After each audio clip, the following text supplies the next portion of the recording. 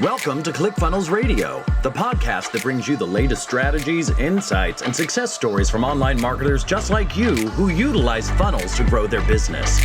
Our mission is simple: to help you unleash the true potential of your online business by harnessing the power of funnels. Join us every week as we bring you exclusive interviews and thought-provoking discussions that will revolutionize the way you approach online marketing. Here are your hosts, Laura Demetrius and Chris Cameron. Hello and welcome back to ClickFunnels Radio. I'm Laura Demetrius, and I'm joined as always by my delightful co-host, Chris Cameron. Chris, how are you today? Yo, I'm doing awesome. This one's going to be fun. This is a little different than what we usually do. This one's going to be great. It is going to be a little bit different. So today we're speaking with Parker Olson, and Parker is a young entrepreneur who co-founded Forij. It's a company that fortifies snacks with medicinal mushroom extracts. I can't wait to talk about this. He also started a SaaS agency that combines AI and automation with global talent to build low-cost marketing engines for businesses. Wow, that's quite an extensive background and history in business. So first of all, thanks for being on the show, Parker. Welcome. Yeah, thanks for having me. I feel like you both are sort of like icons in the podcast world. So it's cool to like see you face to face and be like, hello. Well, that is very generous. We're happy to have you. We're going to have lots to talk about. So you've just based on your history, it looks like you've experimented with quite a bit of different like marketing methods, and you have a couple different businesses. So can you start with your background on Forij and how that came to be? Yeah, I mean, look, this is probably back in 2018, 2019. I had just graduated college, was like a year in the working world, was at like a kind of a tier 2 management consulting firm, and was just sort of bored. You know, I've never been into food. I didn't know anything about food before I started Forij, and for one reason or another, and I think it was to sort of gain autonomy back in my life, was I decided I'd go vegan for 30 days for fun. I was just like, I don't know why people are vegan. Sounds fun. Just for fun, please. Yeah, like I think I'm into this sort of like type 2 fun, like weird things. And I went vegan for 30 days and, probably to no one's surprise, felt kind of different, felt good. I don't know. I was like, oh, this is cool. This makes sense. Like what you're putting in your body will impact how you're feeling. Okay. And I ended up doing that for 18 months. So like every 30 days was like, oh, I'll try this nutritional regimen or diet for a month. And towards the end, I kind of ran out of like standard nutritional regimens. And so I supplemented with these like medicinal or functional mushrooms I'd start to hear about for the entire month, and got off of other supplementation. And that month actually was the month that I felt best out of all 18 months. Wow. Now, can I ask real quick? Like, of course, this is not mushrooms like you're going out into the desert and talking to trees mushrooms, right? This is not necessarily psychedelic. What's the difference there? Correct. And also a slight disclaimer for anyone listening to this. I challenged Chris and Laura to ask me something that would make me feel so uncomfortable that I couldn't answer it. So I am waiting for that question to come up. We'll Correct, see if it happens. Yes. These are totally legal. Yeah. So when people talk about mushrooms, right, they often think there's like 3 types of mushrooms, like cremini mushrooms you put on your steak. It's like psychedelic mushrooms that like are going to get you super high, and mushrooms that kill you. Right. Yeah. The reality is like, this is a broad spectrum, right? There are mushrooms that span the board. There are some medicinal mushrooms that also kind of have some like quote unquote poisonous effects. There are mushrooms that like you probably have eaten in your life that you thought, oh, I would just have as like a side on as my dinner, that are also provide medicinal value. Shiitake mushrooms. They have lots of medicinal compounds. So, medicinal and functional mushrooms basically have unique compounds in them that can provide all sorts of healing effects to the body. One kind of clear example and leading example that I think not everyone knows about, or people who are into mushrooms, is turkey tail. So turkey tail is this type of mushroom, and you mostly are making tea out of it, but it's actually being used in cancer treatments in Japan. Like went through like approvals in Japan to be used as a cancer treatment because of its anti-cancer I actually just learned properties. about this past year. Cool. Yeah, I've been taking some supplements that have lion's mane, turkey tail, and I think is it called reishi? Reishi, yeah. Mm-hmm. Right. Yeah. Okay. Very cool. There's so much to learn about it. When I first saw this too, and I'm like, okay, we're interviewing Parker. Like, this guy seems pretty granola, and a lot of people like understand that term, right? Like, I live in Utah. Like, that term would be the people who kind of go to Moab all the time. They drive a super Outback. Their dog comes with them. They repel everything, right? But then I was like, oh snap! This dude is actually making granola. Like, I thought it was the coolest thing. Like when I first saw it. Anyway, it's just kind of fun, but it's really neat. You're not just saying, hey, go and take these mushrooms. Like Forij actually infuses kind of these mushrooms and stuff into foods that you're already eating. Correct. Yeah. Yeah. So I found early I became obsessed with mushrooms. Also, like I was originally pre-med in neuroscience and actually was just generally like I generally understood what psychedelic mushrooms did on a fundamental like neurological level and knew that like, okay, it makes sense that mushrooms have additional compounds that can be really beneficial. But a lot of people think mushrooms are gross. Mushrooms are sort of taboo. I don't eat mushrooms. The consistency is disgusting. And so, yeah, I started Forij to basically take like powdered and extracted mushrooms. So these aren't like physical pieces of mushroom, and we infuse them into snack food so people can seamlessly get them into their diets. So it's actually delicious. That's what I say. That's what our viewers say, but everybody has to try it for themselves. Very cool. And it seems like you've used some pretty interesting, almost like guerrilla marketing tactics in order to get into some grocery stores. Can you talk a little bit about that? Absolutely. Yeah. I believe in non-traditional marketing. You know, at the end of the day, to me, marketing is about like getting someone's attention, getting someone to pay attention to whatever you're doing or read whatever you want them to read or look at whatever you want them to look at. And I feel like so many people, when they think about marketing today, it's like, oh, like, let's go put $10 or $100 or $1 million into the Facebook ad engine, right? Or it's like, okay, like we have our email and our SMS and we run our paid ads and we post on Instagram, right? And to me, it was so frustrating to me because those channels have become really saturated. I'm not saying you can't figure out how to make them work. I'm just not the smartest person in the room and honestly never will be. And so I you know, when I think about marketing, I like to think about alternative channels. Like where can you go where other people aren't going? How can you get people's attention in places where other competitors aren't trying to get their attention? So yeah, I've tried a lot of different things. I've done a lot of different things. So a couple of things that I've done, and I think kind of what you're referencing is I really like this term that I heard the other day. It's called spectacle marketing. I don't know. I'm not even sure it totally applies. I just like the term and I think it applies. I feel like this might correlate with the dramatic demonstration, but let's find out. Spectacle. Yes. So spectacle marketing, it sort of has the like, oh, wow factor where people are like taken aback and off guard. And so like things that I've done in the past, like when I was first starting building Forij, I had to like store all this ingredient in my room because I didn't want to pay for a warehouse because we were bootstrapping.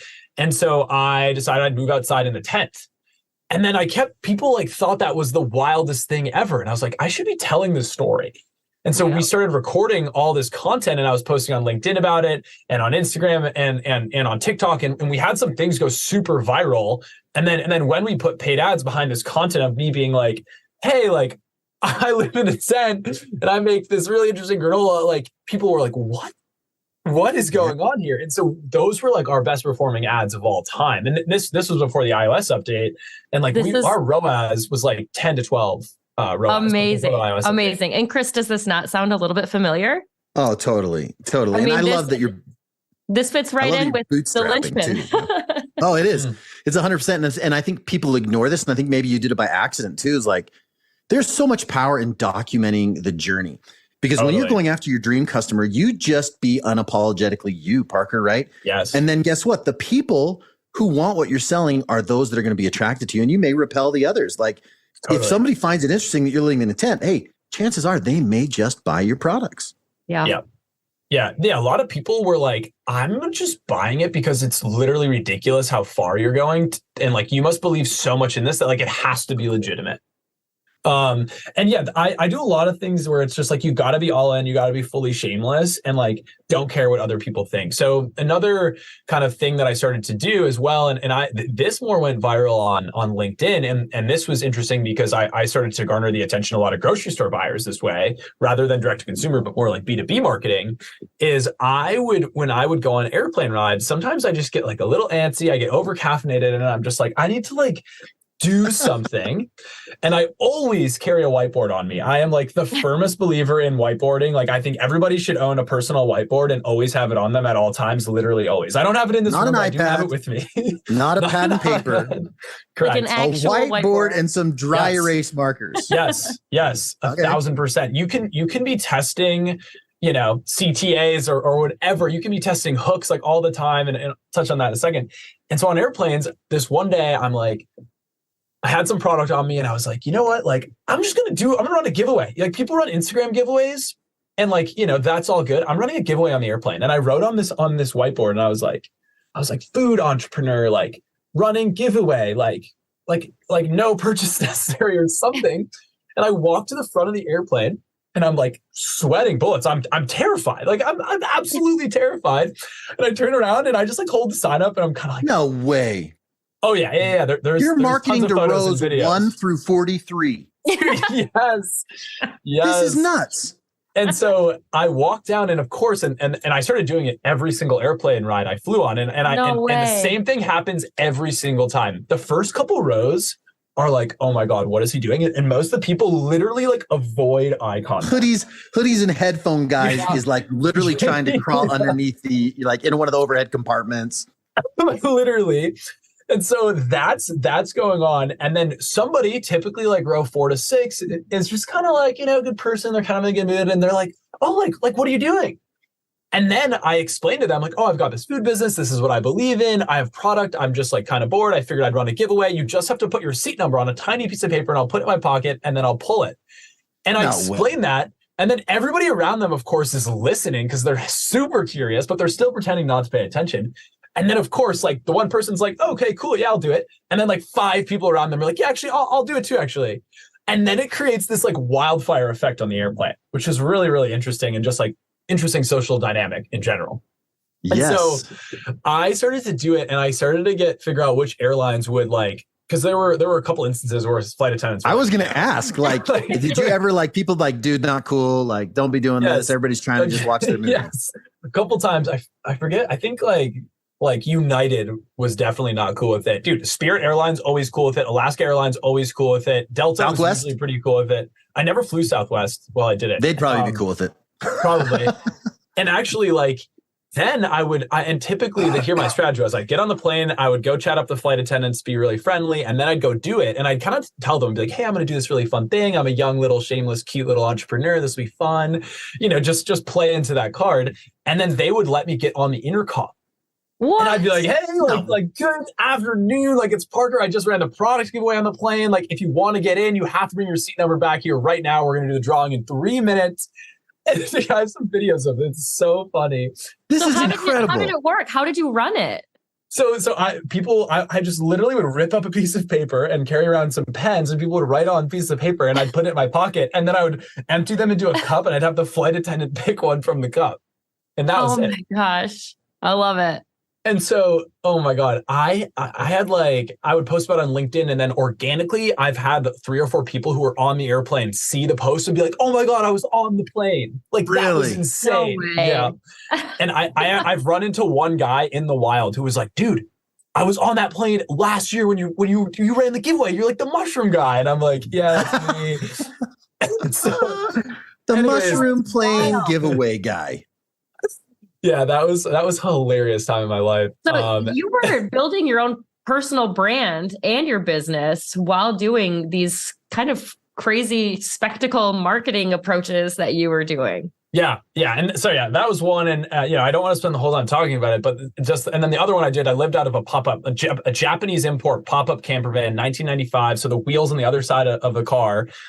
And I lived out of that for a year, and it was branded in our branding. And I would drive around to different grocery store headquarters, and I would show up like at their headquarters and run like a little breakfast buffet in front of their front door. So the grocery store buyer would have to walk by to get into the office. Wow. And this is right when like people were coming back to the office after COVID. Would do stuff like that. I lived out of that for a year and drove around the country. And similarly, like collected a ton of content. It's genius because it's not only like, okay, I'm doing this. It's not only what happens physically and locally. It's what now you can put for content out to everybody that is super captivating and intriguing. This is awesome. Yeah. And I imagine it also takes a certain level of confidence. You say I'm the shameless entrepreneur, but like that takes some gumption to go up and just do those things without permission and just kind of see how it plays out. Yeah, I think I've created this like alter ego in my head where I'm like, I like justify my absurd behavior with the business. And I'm like, well, like I have to do this. Like we don't have we can't just spend dollars on things. Like this is a cost effective way, I don't know. I think I like should see a therapist. So has that transitioned into online like virality? Like have people just gone nuts because of that content that they've seen? Yeah, I would say we've had some pieces blow up and have done well on D2C, but then it really started to be tunneled into like getting into grocery stores. And that's where like wholesale, like we started to see a lot of traction on wholesale. Our primary product was a bag of granola. People don't buy granola online, like generally speaking. So online became more of a challenge, and it more became more of like a B2B marketing tactic. But I will say, from a lot of the viral content, like now, like especially B2B and then also B2C, like people, like because it's so memorable, some of the things of like running the giveaway on the airplane or like living out of the van, it's like that becomes like an awareness key point a lot to kind of start that customer journey. Yeah. Well, it's a little bit refreshing too to hear these different types of marketing approaches from a business that we don't traditionally speak with on this show. And you're doing lots of other things too, and I want to kind of pivot into that as well. But tell me about like what attracts you to now working in like the digital space after being in the food and beverage industry, and how you're kind of incorporating AI into the SaaS agency. Yeah. So dude, the hustle was so fun. I like love doing all this stuff for Forij, but I sort of got a little burnt out from like doing a lot of these like fun stunts. And then it kind of all became about me, which like I don't always love. Like I enjoy like it not being about me, but it was like, oh, we'd work with like an agency or we'd have partners and like, well, like we need this piece of content from you. And I'm like, I like doing that stuff when it feels organic and it's fun. I hate when it becomes this like part of the engine. And so I really kind of got burnt out on it, and the food industry is brutal. Like it was like, look, I could be here for another 10 years doing exactly what I'm doing. And that wasn't, I kind of had like a stern look in the mirror and was just like, look, I'm really toasted on this. I can't even sit still for a 4-hour flight, let alone stay in this like lane for the next 10 years. Yeah. And everyone was like, you're the granola guy, blah, blah, blah. And I was like, yeah, like food was really cool and really fun and exciting. And like, I love nutrition, but like, it isn't my like lifelong passion. So yeah. So we're looking at kind of exiting that here really in the next couple of weeks, a couple potential buyers that make a lot of sense, like manufacturers who like can get a lot of margin back and really make the business profitable.